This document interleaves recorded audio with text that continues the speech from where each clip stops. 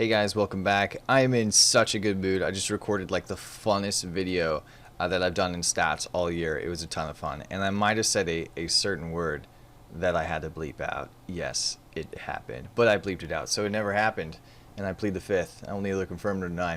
All right, so let's do some review. Also, I got to see students again yesterday, or today. It's still tonight. No, it's next day because it's midnight. Anyway, I got to see some students in the classroom, and it was a ton of fun. So if you would like to come back into the classroom, we are actually, after spring break, they decided we will be going, April 5th is when we'll all be going back in person together, which will be for just 4 days. So we won't be going, we'll be doing distance learning Wednesdays for the rest of the year. So 2 more weeks after spring break of AB schedule, so that the teachers have enough time to get the second dose of the vaccine, and then after that we'll be back all 4 days. So if you want to do that, you can actually unenroll and re-enroll in the district if you absolutely have to, if they won't let you do it, which is kind of a cool way of getting around it, so that you can come back into the classroom and join us for all the fun that we're going to have for the second part of this semester, which is going to be a lot of fun, and I'd love to have you in class if you can. So that goes out to all of you, because you are really cool kids, and I really wish that I had a lot of time and a full year with you guys, and it makes me really sad that I don't have all the opportunities to build relationships like I normally do with my students, because I love my students, love all my students. If you ask any of my previous students that had me in years past, they probably love me too, because we're cool like that. All right, so you guys are awesome, and if I can have you in person, I want to. All right, so see what we can do about that. Let me know if you have any questions. So we need to review trig on this one. So opposite, adjacent, and hypotenuse. With trig, what was different is we can no longer just do legs and hypotenuse. So we know with right triangles, the opposite side of the right angle is the hypotenuse. And that's always going to be our longest side. It's our C for the a squared plus b squared is c squared, right? The other two sides, we remember, we call those legs. And of course, the joke goes, what's in between the legs of a right triangle? Of course, it's a right angle. I know what you were thinking. Get your mind out of the gutter, right? All right, so the problem here is that now with trig, we can't just call them both legs. We have to call them the opposite or the adjacent leg with respect to our angle. So with respect to this angle, A is going to be the opposite leg because it's opposite of the angle, right? And B is the adjacent leg because it's next to the angle, but it's not the hypotenuse, because the hypotenuse is technically also going to be next to the angle always, but it's the hypotenuse because it's the opposite of the right angle. Now, if we switch the angle, so now it's here. Now B is the opposite and A is the adjacent. So it's pretty much that's how it works. All right, moving on. Make sure you have downloaded the Android or iOS app for GeoGebra Scientific Calculator. That's how we're putting all this stuff in the calculator. By the way, I've sent links to that. You can also Google it. Hey, y'all are like tech savvy. You can figure it out. If you can TikTok, you can GeoGebra Scientific Calculator. Good stuff. All right, so when we have this special right triangle of 1, 2, radical 3, this is a 30, 60, 90 right triangle, right? We know all the ratios of the hypotenuse, the opposite, the adjacent, all that stuff, right? So the sine of 60 is going to be radical 3 over 2, okay, opposite over hypotenuse. The cosine is the adjacent over the hypotenuse, which is 1 over 2. And then the tangent of 60 is the opposite over adjacent, which is radical 3 over 1. We already know those three ratios, the trig ratios for the sine, cosine, and tangent of 60 degrees. Now, what happens when we scale this up? When we multiply it by a scale factor of 2, all those just get twice as big, but the ratios stay the same. If we multiply it by a scale factor of 3, what happens? Well, now we have tangent of 60 is the 3 radical 3 over 6, and then 3 over 6, and then 3 radical 3 over 3. Now, if we reduce those ratios, that's going to be radical 3 over 2, 1 over 2, and then radical 3 over 3. And if we notice, those ratios are exactly the same ratios we had over here, right? I guess I don't need to show you that part because it's the exact same thing. All right, so what's special about trig is that we know the ratios from the unit circle, right? Once we know the ratio, all we have to do is figure out what's the scale factor. What do we scale it up by? That's what's happening when we're doing like 3 sine of 60 or 3 cosine of 60 or 3 tangent of 60. We're just scaling it up, the ratio of the unit circle times whatever our scale factor is, which is actually absolutely fascinating. Now, we know the ratios for a 30, 60, 90, but we don't necessarily know ratios for any other angle. So for example, on this one, if we have 45 degrees, we know it's 1, 1, radical 2, and so we can actually find it and solve for it, just like we did with special right triangles. But if we have 44 degrees, it's different. It's no longer 1 radical 2. The angle is going to be a little bit shallower, so the opposite side is going to be a little bit shorter, and so it's going to have some new ratio or trig function. And to know what those trig functions are, we'd have to put them in the calculator. There's no way for us to memorize all of those. So, for example, if we had 30 degrees, we know the sine of 30 is 1 over 2, which is 1/2. And this is where our trig table comes into play. Sine of 30 is 1/2. But what's the sine of 29? It's going to be slightly smaller, right? Because the opposite side is going to be a little bit lower. If we lower this angle to 29 degrees, the opposite side is going to be slightly lower as well. So now our ratio is going to be different. Now, we don't have those trig functions memorized. They're all in the calculator, though. So sine of 30, if we look up on our trig table, is actually going to be 0.4848, or if they round to 485. Okay, so that's the trig function. It's still the ratio of the opposite over the hypotenuse, which is 1/2 for 30, and for 29, it's just going to be slightly smaller. Okay, now all these trig functions and ratios are all programmed into the calculator. So as long as you have a calculator, you can do trig. You just have to know how to set them up. So next thing is the properties of equality and inverse functions, what we're really getting at. So if we want to balance this equation, we undo addition with subtraction. So we subtract from both sides, and it stays the same. That's the subtraction property of equality. So now we're left with 2x squared is equal to 32. All right, so how do we undo multiplication? Well, we want to divide both sides by 2, which is the division property of equality, to keep it balanced, right? And now we go to the next one. So now we have x squared is equal to 16. How do we undo a square? Well, we do an exponential property of equality. We take the square root of both sides. So square root of one side, got to do the square root of the other side as well. Square root of 16 is going to leave us with x is equal to 4, and we're done. All right, so what we're doing here is inverse properties, which undo addition, undoes multiplication, undoes exponents by their inverse operation, which the inverse of addition is subtraction, right? The inverse operation multiplication, division. Inverse of an exponent would be the reciprocal exponent, which is like a square root in this case. So what's the inverse operation of addition? Subtraction undoes addition. How do you undo multiplication? Division. How do you undo subtraction? Addition. They're inverses of each other, right? Square roots are undone by squaring. Division undone by multiplication. Trig functions undone by inverse trig functions, which is when you hit like second, tangent, so the little one above it, or use the function key on the calculator. Okay, so those are inverse trig functions.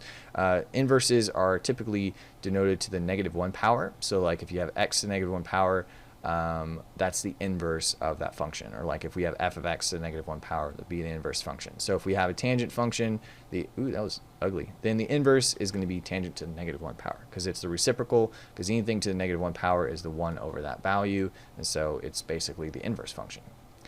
All right, so let's look at an example here real quick. So solve for the missing sides. On this one, we have the opposite side and the hypotenuse, which is using the sine function. So sine is going to be the one that we're using on that one. If you notice, we're not using the adjacent, so we can't use cosine, we can't use tangent. So sine is going to be the one of choice. So sine of our angle x is equal to 4 over 10. So if you notice, x is trapped on the inside of the sine function. It's not like we're going to divide or multiply like if it's over here. We have to undo the sine function to get it out. We undo sine with the inverse sine. So we're going to take the sine inverse of both sides. And when we do that, it ends up looking like this. I guess I'll have to write it out.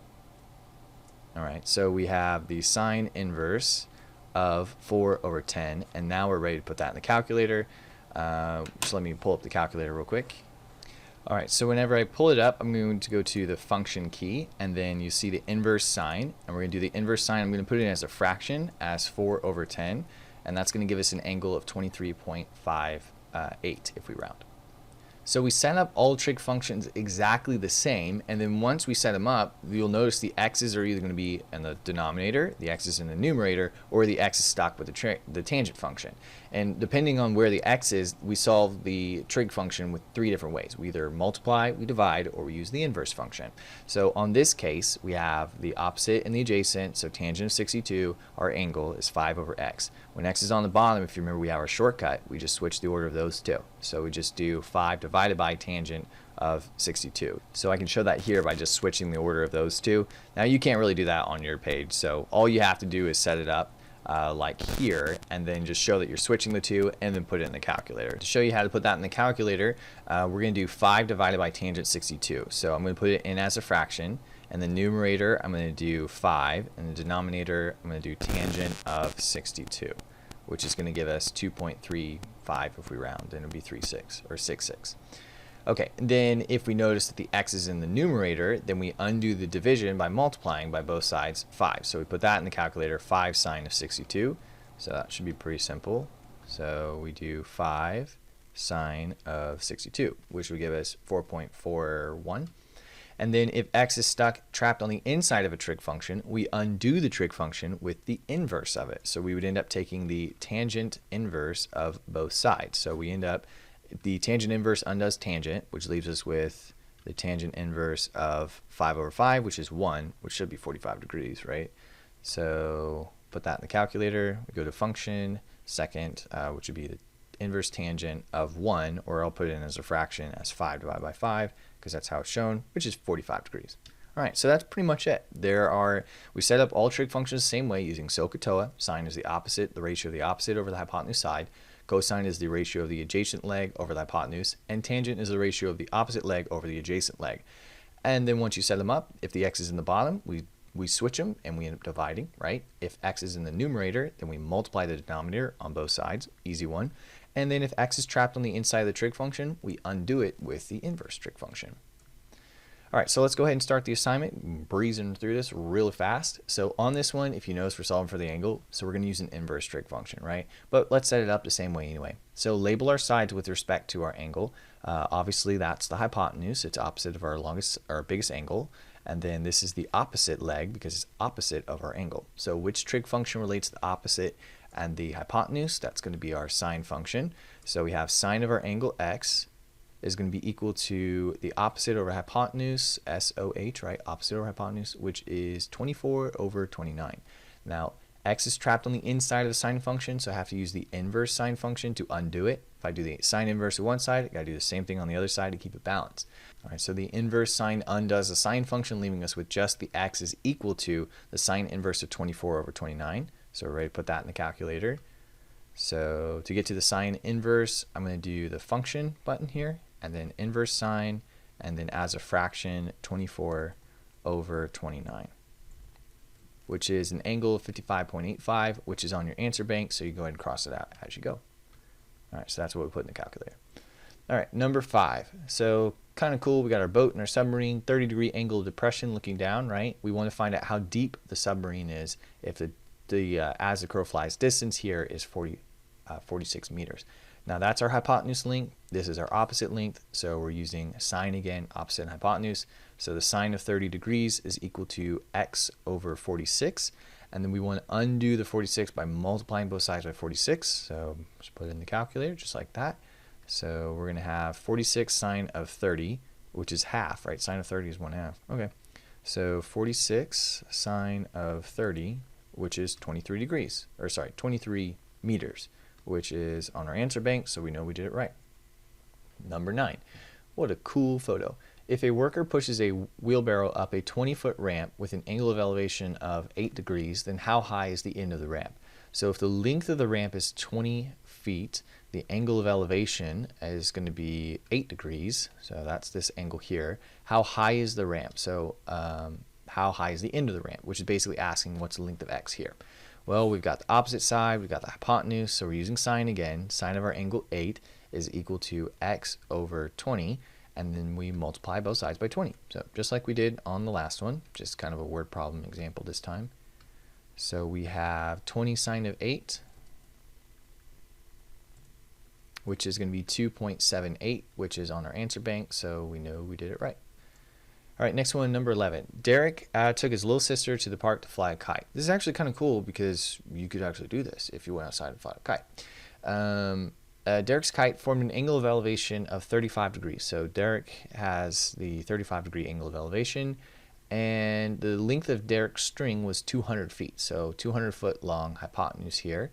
And then his sister's was 150 feet long, so not as long as the longest string, but she had an angle of elevation of 45 degrees. So steeper angle, shorter string. So whose kite flew the highest? Well, the height would actually be this side here, which is going to be Well, this angle is that the angle of elevation is actually the same as the angle of depression. So if you notice, that's going to be the opposite side, and then this, of course, is the hypotenuse. With her, it's the same thing. She wouldn't know how high the kite is, you know, above where their hands are, I suppose, which there is a little difference there, but shouldn't be that big of a difference. We'll see in our answer. So again, that's the opposite in the hypotenuse, so we're using sine for both of them. So for him, for Derek, it's sine of 35 degrees is the opposite of hypotenuse, which is x over 200, so sine of that. For her, it's sine of 45 is x over 150. And if you notice on both of these, we just multiply the denominators on both sides. And so we'll put it in the calculator and we'll see what we get. All right, so for Derek, we have 200 sine of 35, which is going to be 114.71. And then for his sister, it's going to be 150 sine of 45, which is going to be 106 point that. Okay, so Derek's is taller. The question is, how much higher did he fly his kite? So I want to do that answer. I don't know if it'll let me do it, how I can put this in. All right, so I'm just going to type it out. So we have 114.71528, whatever, minus hers, which was 106.066. Okay, so that's giving me a difference of 8.65, which is one of our answers, so we know we did it right. Kind of a cool problem. You can actually imagine going out and doing that. Wouldn't that be cool if we did it? Yes, but flying a kite, really, is that like totally worth it? I don't know. We'll do other cool stuff outside. More fun than flying a kite, in my opinion. But you can always do it on your own, whatever. All right, number 12. So again, we're solving for the missing angle, so this will be an inverse trig function. We set them up the same though. Just don't be tricked because the hypotenuse is actually on the bottom because our angle is up here. So longest side is the hypotenuse. This one's the adjacent side. So what trig function uses adjacent hypotenuse? Looks like we're going to be using the cosine. So cosine of our angle, which is x, is going to be equal to 4 over 14. We want to undo the cosine function, so we end up doing the inverse cosine, which looks like this. And then the inverse, if we do it to one side, we have to do it to the other side. And those two undo each other, leaving us with x is equal to 4 cosine inverse of 4 over 14. So that's what we're going to put in the calculator. So I'm going to do the function key, cosine inverse of a fraction 4 over 14, which gives me 73.4, essentially. 73.40. Okay, cool. Somewhere. There we go. All right, and that's what I put in the calculator. All right, number 19. I think this is the last one I end up doing with you. A 12-foot ladder is propped against a vertical wall, and the end is 11 feet above the ground. What's the measure of the angle formed by the ladder with the ground? So 12-foot ladder is going to be the hypotenuse length of the ladder, right? The angle formed by the ladder and the ground is going to be the x down here. They tell us that the ladder goes 11 feet up the ground, so that's going to be 11 feet here, which is our opposite side from the angle. So we're using opposite and hypotenuse, which is sine. So sine of our angle x is equal to 11 over 12. So again, we undo it with the inverse sine, as you can see, obviously. So just set it up. You don't have to show the next step where we, subtract and do the sine inverse of both sides. You don't have to show that. Just set it up initially, just like we set all of them up, and then show me if you're either switching it or multiplying both sides by 12 or whatever you're doing, or just put it in the calculator. Good for me. All right, so we're going to do inverse sine of 11 over 12.